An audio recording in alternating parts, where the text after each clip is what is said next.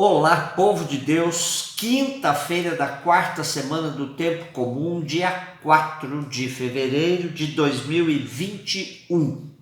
A nossa reflexão de hoje é a partir de Hebreus 12, de 18 a 19, 21, 24 e Marcos 6, de 7 a 13. O autor da carta aos Hebreus compara no texto de hoje as duas alianças, a antiga feita no Monte Sinai e a nova, fruto da experiência cristã. O fogo é elemento constante nas teofanias do Antigo Testamento, do Primeiro Testamento.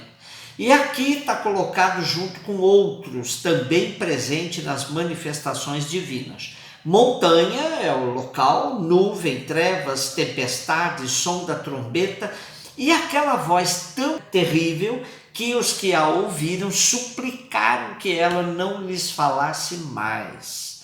É tão terrível esse espetáculo que Moisés exclamou: "Eu tremo de pavor". Essa experiência de Deus é realizada não sem temor. A essa velha experiência, o autor da carta aos Hebreus contrapõe a nova, que é realizada com alegria, não mais no Sinai, mas na montanha de Sião, da cidade do Deus vivo, da Jerusalém celeste, das miríades de anjos, da assembleia festiva dos primeiros inscritos no livro dos céus e de Deus, juiz universal, e dos espíritos dos justos que chegaram à perfeição. Enfim, de Jesus, o mediador da nova aliança, e do sangue da aspersão, que fala com mais eloquência que o sangue de Abel. Se o sangue de Abel clamava aos céus por justiça, o de Jesus pedia perdão e era mais eloquente. O tema da experiência de Deus é sempre fascinante, pois cada um tem sua maneira de realizá-la ao longo da história, dos tempos e questão pessoal.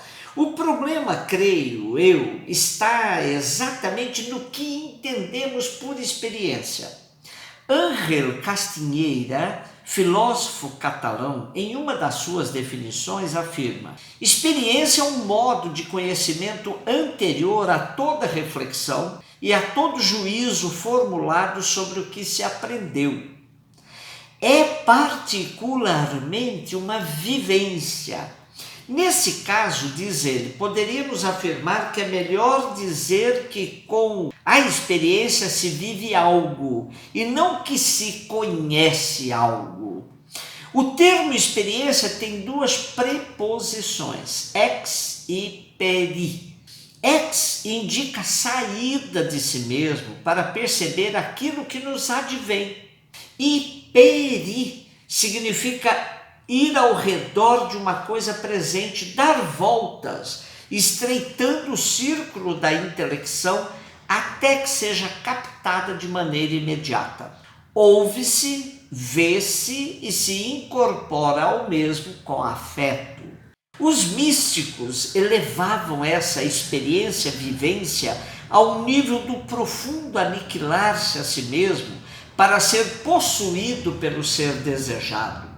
O temor de Moisés e a aproximação serena da montanha, na experiência dos que se acercaram de Jesus, o mediador da nova aliança, tem um sabor místico que abre as possibilidades a todos nós de fazermos a nossa experiência de Deus. Para isso é preciso cantar com o salmista: a minha alma tem sede de Deus, pelo Deus vivo anseia com ardor. É essa sede que nos possibilita fazer a experiência. Sem ela, morremos na seca do deserto árido de nossa existência. Marcos 6, de 7 a 13. O que nos diz o Evangelho hoje? Jesus chamou os 12 e começou a enviá-los 2 a 2 e deu-lhes poder sobre espíritos imundos. Ordenou-lhes que não levassem coisa alguma para o caminho, senão somente um bordão, nem pão, nem mochila, nem dinheiro no cinto, como calçado unicamente sandálias, e que se não se revestissem de 2 túnicas.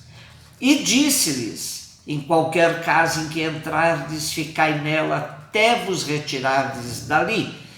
Se em algum lugar não vos receberem, nem vos escutarem, saí dali e sacudi o pó de vossos pés em testemunho contra eles.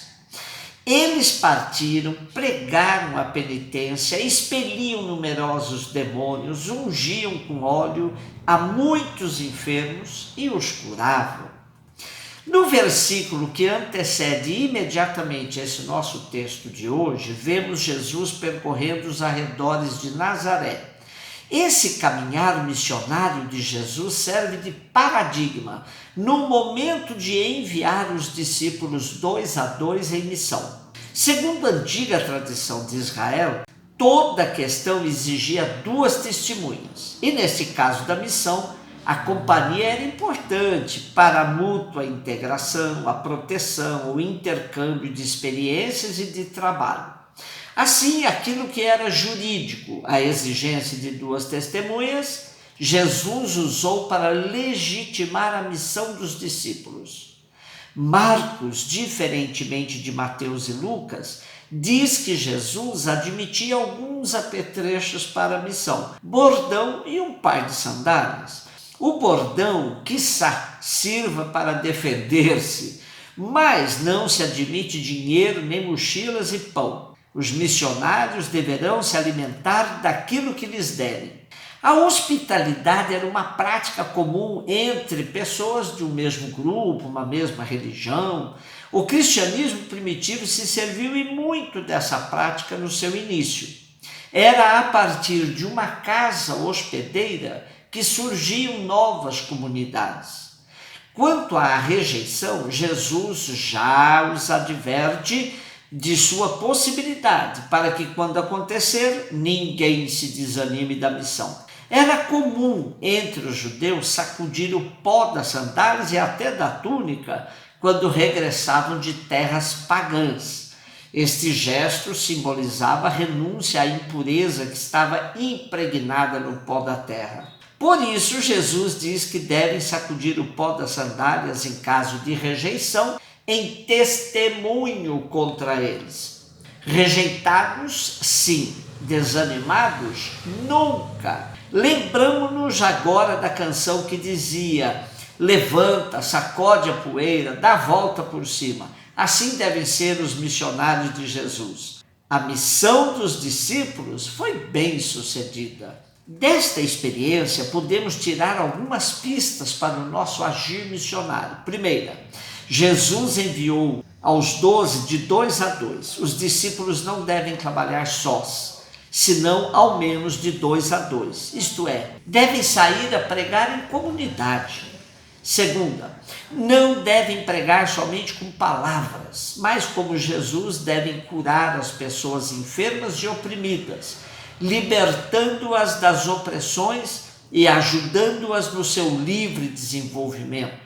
Terceira pista, as advertências de Jesus quanto à simplicidade e despojamento necessários para a missão devem servir-nos a nos perguntar qual é o sentido de nossa missão.